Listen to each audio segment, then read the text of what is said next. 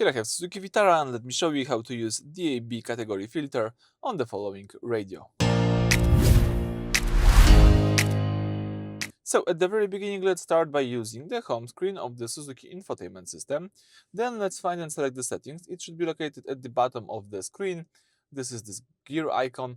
Let's tap settings. So when you are in settings, you can use the left tab to choose different sections.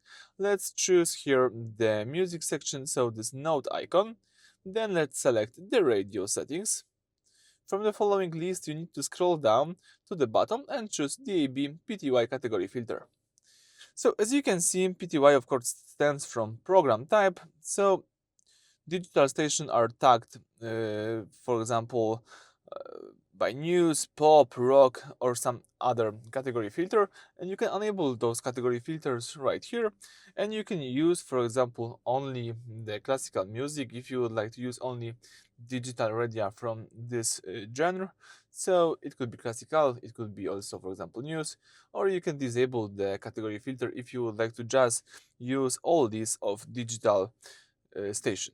So in my case, I prefer to don't use any filter, so I am always keeping this feature disabled, but it just depends on your needs.